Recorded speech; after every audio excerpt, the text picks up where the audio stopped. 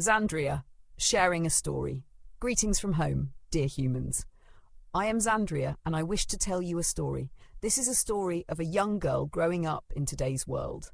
Meet Skylar, a 9-year-old who has a bright energy and goes by the name Sky.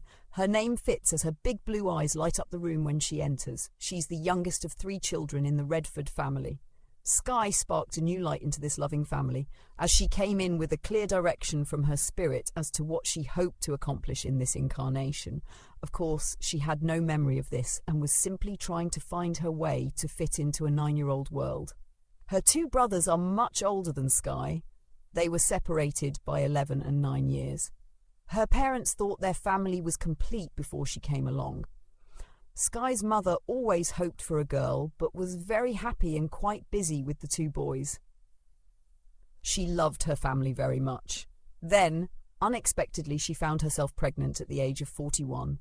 Everyone, including her doctor, was deeply concerned because she had problems with the last pregnancy and was told she could not have any more children. That, however, did not stop Sky's arrival. From the very beginning of her life, Sky was such a joyful child. She was always the one who could find the bright side of any situation, and her mother was so proud of her. Her mother was the one who really understood her and helped her through the tough times in her life. She shared stories of her life openly and gave Sky a strong sense of self-worth, confidence, and pride. She was 11 when her mother became seriously ill.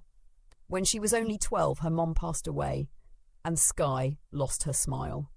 Sky felt hopeless and abandoned after that, and could not find any meaning in life. Although she did not blame her mother, Sky found it hard to smile. The bright side of life she had always found had dimmed. Her teachers were worried about her as they saw the drastic change. Even the counsellor she saw was of little help. Her father tried to reach out to her, but he wasn't much help either. He was going through his own grief at the loss of his wife and felt hollow inside. There was always a little distance between Sky and her father anyway. He was very controlling, and she often rebelled against that. Sky's life in the years that followed were like empty steps through the sands of time. 4 years passed by quickly, and the dark clouds remained. Sky's oldest brother moved out of the house, and the family dynamic shifted again. He was the only one in the family that seemed to relate to her and understand her.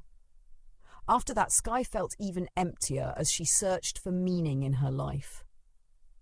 Now approaching 16 years of age, her friends were excited about life, boys, and having fun. But she was just sort of there, and very little seemed to ignite those beautiful blue eyes that once lit up the room. One day, her father gave Sky the job of clearing out old items from the garage. It was difficult for her because her mother's clothes were among the boxes she had to go through.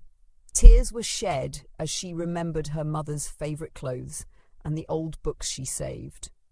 Some were textbooks from her college days, along with yearbooks from high school that showed how much Sky looked like her mother in her younger days.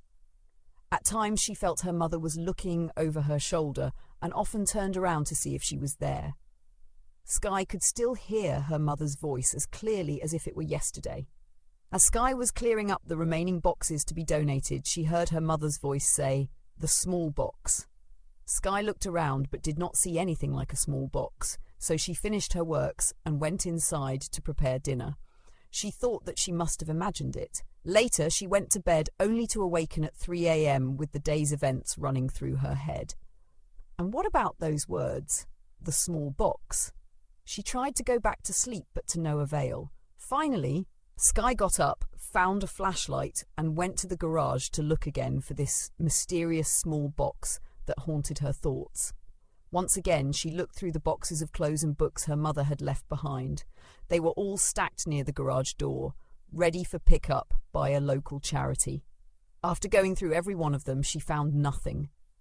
So with that, she was then ready to go back to bed. But as she was leaving the garage, she shone her flashlight on the now empty shelves where these boxes had been stored. And there in a corner, Sky saw a scarf she had missed. She had to stand on a stool to reach it, as it was in the far corner of an upper shelf. She was going to place it in the boxes for donation when she noticed a small cardboard box beneath it. Sky felt a shiver flow through her entire body. The tears started again as she balanced carefully on that stool, reaching for the box. It almost felt like someone's hands were steadying her. Climbing down, she sat on the floor, staring at the box in anticipation. She felt her mother all around her. Although she was still a bit skeptical, Skye slowly opened the box. She saw nothing but balls of cotton. Disappointed, Skye pushed her fingers into the cotton and felt something beneath it. She then pulled out a beautiful, delicate ceramic angel about 2 inches tall. The cotton was there to protect it. She sat there for the longest time just looking at it, with tears flowing in full force now. Skye knew this was something special of her mother's and was so happy to have found it. She used the scarf to wipe the tears that flowed. She would keep this forever as a reminder of her mother. Skye pulled out the cotton balls and placed them on the floor next to her, preparing to put the angel back in the box for safekeeping. That's when she found the folded paper at the bottom of the box. It was a note in her mother's handwriting. The date at the top was 8 years before Skylar was born, a year after her youngest brother was born. Skye was shaking as she read the note. "This is to my daughter. I always knew I would have a daughter, and now I know that will not happen in this lifetime due to medical complications. This was an angel I saw and bought for her to remind her how special she is. I had hoped to give it to her on her 16th birthday as she became a woman. I can only hope that one day she may find her way into my life, perhaps as a granddaughter or in another form. It is my hope that this angel will find its way to her at some point in her life. It will watch over her and will be a channel for all the love I would have liked to have given her. She should know that all the angels in heaven are as proud of her as I am." It was signed by her mother. Skye carefully held the box as she ran into the house, awakening her father from a deep sleep. Between her tears, she showed him the angel and the note. Her father never knew his wife had done this. Skye never did get back to sleep that night, but it did not matter, as the light had magically returned to her eyes once again. She had found a new place for her mother to remain in her life. That night, Skye learned the secret of grieving. Skye kept that angel all of her life, and even repaired it once when one of the wings broke off from a fall. Skye went on to become a renowned psychologist and author, specializing in the area of grief. With her gifts, she touched the lives of many, young and old. When she finally graduated from the earth plane at the age of 84, her last will and testament stated that the ceramic angel was to be passed on to her great-granddaughter on her 16th birthday.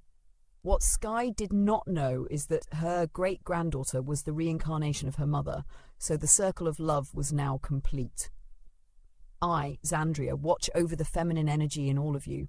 I encourage that beautiful energy to flourish and bloom upon the earth. Male or female, you all need to know how special you are and that the feminine is rising now on the earth. Let the ceramic angel be a reminder of our love for you. Please remember to treat each other with respect, nurture one another and play well together. I love you, Zandria. A note from Steve. Although Zandria reframed this story to talk about grief, it is a true story. The angel was left behind by my wife Barbara many years ago in a small box with a note to her granddaughter. It was just recently found and passed on to its rightful heir. I'm sure Barbara is smiling.